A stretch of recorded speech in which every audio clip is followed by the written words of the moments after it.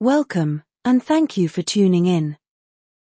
If you enjoy this video, we invite those of you who haven't yet done so, to like, comment, share, subscribe, and click the notification icon, to be notified when the next one is uploaded. We appreciate all comments, whether positive or negative, because it is very important to ventilate both sides of any issue. All we ask is that you observe the YouTube community guidelines.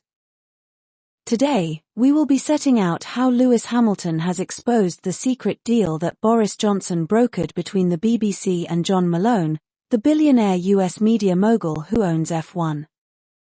As many of you are aware, the BBC have been steadily denigrating Lewis Hamilton, the most successful British sports personality ever. Because he is black, it is easy to put this systemic attack down to institutionalized racism in Formula One and the BBC, but a review of the BBC's conduct inside and outside F1 also indicates that there is more to it than naked racism. The top echelons of the BBC have been motivated to act in this way, not just because they are racist, but because they are acting under the orders of John Malone.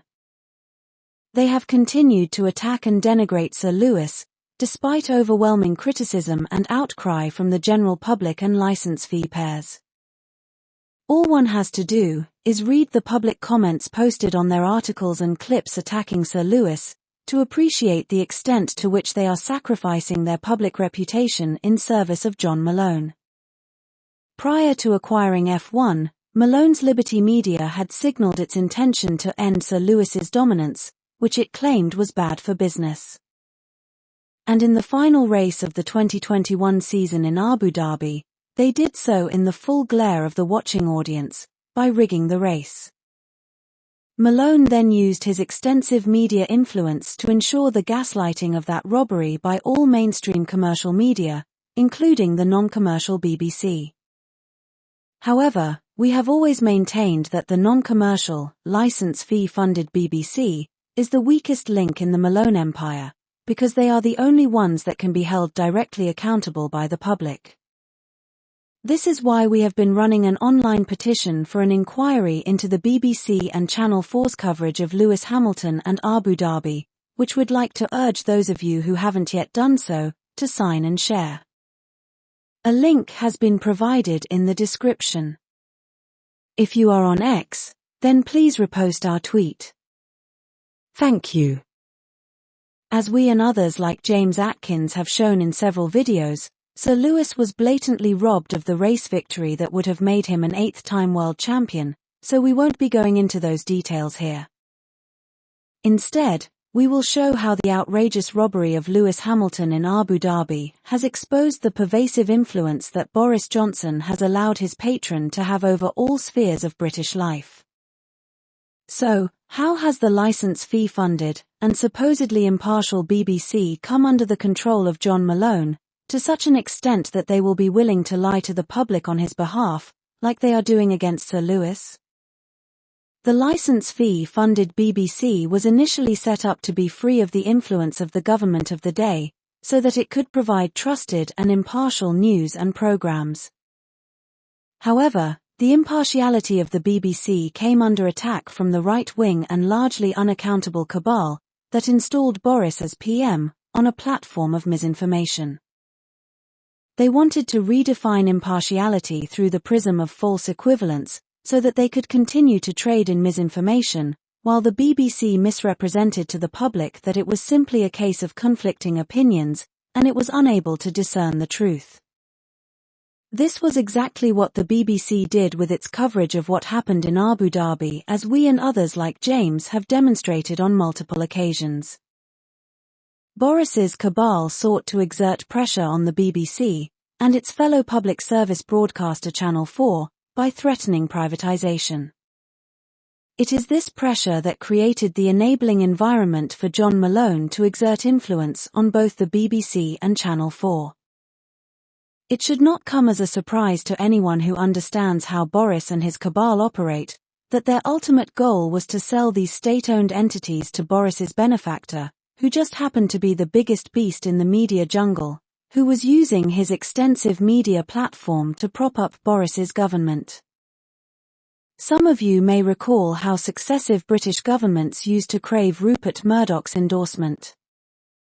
Well, Malone is bigger and badder than Murdoch, who had to bend the knee to prevail on Malone not to take over his crown jewels. So, with the threat of privatization hanging over their heads, the BBC and Channel 4 executives, looking to secure their post-privatization future, were easy prey for John Malone, and both sets have therefore been routinely and systemically denigrating Sir Lewis on his behalf. The equally craven right-wing Boris government bent the knee as their emperor robbed the greatest British sportsman in the full glare of a global audience. It was Boris's sacking that ended or paused his plans to sell the BBC and Channel 4 to his boss. The same boss that is trying to keep hope alive by providing Boris with the media platform to relaunch his political career.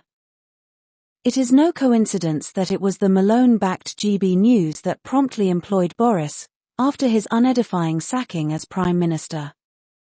It is also no coincidence that it was ITV, which has Malone as its largest shareholder, that offered Boris the platform to promote his book, when the BBC interview that had been scheduled for that purpose had to be called off because of public outrage. The BBC interview that had been arranged by Laura Kuenssberg, the former BBC chief political editor, who was routinely accused of pro-Boris bias.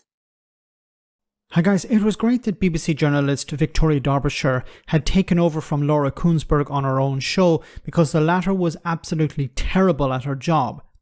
She tried to play the role of honest broker and critical reporter, but keeps coming off as a Tory hack and a Boris Johnson supporter. There have been allegations that the two may have had a relationship that was beyond professional. Anyway, here she was after a long period of absence, appearing to defend Boris Johnson's lies over Brexit and the vaccine rollout. To top it all off, there is evidence that suggests that to further his agenda of selling the BBC to John Malone, the then Prime Minister Boris appointed the controversial former banker Richard Sharp as its short-lived chairman. You know, the long-term Tory donor and Boris's personal loan guarantor, who attempted to cancel BBC's respected sports presenter Gary Lineker for his criticism of Boris's asylum policy, but ended up getting himself cancelled instead. In his many banking roles, Sharp had worked for Goldman Sachs for 23 years, rising to become chairman of its principal investment business in Europe. Goldman Sachs has an extensive relationship with John Malone and many of his companies, including Liberty Media. They have been involved with Liberty Media and Formula One in several ways, including acting as the sole underwriter for Liberty Media's public offering of shares in Formula One. Leading a group of banks in a $850 million loan to help Liberty Media acquire the MotoGP World Championship. In addition, Liberty Media presented at the Goldman Sachs Communacopia and Technology Conference just last month. So, you can see how it is reasonable to conclude that Richard's appointment as BBC chairman was in furtherance of the goal of selling off parts of the BBC to John Malone. It could be argued that Boris was looking to sell off the BBC and Channel 4 to his patron John Malone in exchange for positive media coverage. There is also evidence to show that Malone in return is using his extensive media influence and empire to keep Boris's hopes of a comeback alive. The same way in which he used his extensive media empire to provide Donald Trump with the platform to win the US presidential election in 2016, and contest again in 2024, 4 years after his diabolical attempt to overturn the 2020 election results. Once again, Malone's media used the false equivalence ruse to normalize and desensitize Trump's insurrection. So, those who think the false equivalence tactic that was used to gaslight the injustice to Sir Lewis was nothing to concern them, should think again. Those who think Boris Johnson's attempts at a comeback are doomed to failure, have another think coming. It is clear that John Malone has the media platform to resurrect any politician. It is also clear that Malone's monopoly over the British and international media is dependent on politicians being afraid to curtail his power. It is no coincidence that the Labour government's missteps are being amplified by Malone's right-wing media, intent on returning Boris to power so that he can return to doing their bidding.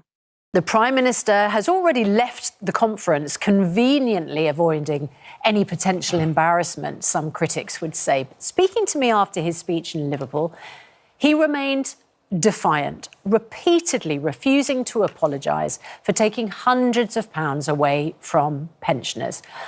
In the interview, I asked him about freebies and donations. I asked him about whether he could guarantee he's going to keep the single-person council tax discount. And I also asked whether foreign aid should be cut to spend at home. It remains to be seen whether Keir Starmer will choose to bend the knee to receive favourable media coverage or rid Britain of Malone's colonial power. However, it should be noted that Malone's corrupt media influence could not save Boris or the Tories, and Sir Keir would be unwise to follow the same path. He would be wise to pursue a strategy that is founded on public service rather than media patronage. He would be wise to break up Malone's monopoly to give him the best opportunity to implement his mandate. A good starting point would be to rid the BBC of Malone's pervasive influence by holding to account all those that were responsible for the outrageous gaslighting of Abu Dhabi.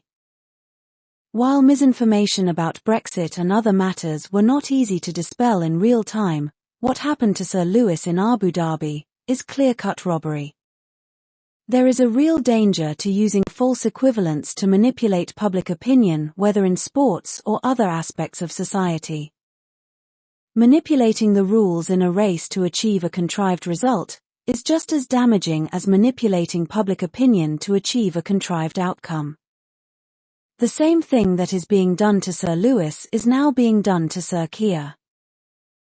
The Labour opposition party that did nothing to challenge the manipulation of the race in Abu Dhabi in 2021 is now, as the governing party, the target of the same media manipulation 3 years down the line. If Starmer thinks he can swing far enough to the right to secure Malone's patronage, he should think again and reflect on Tony Blair's legacy.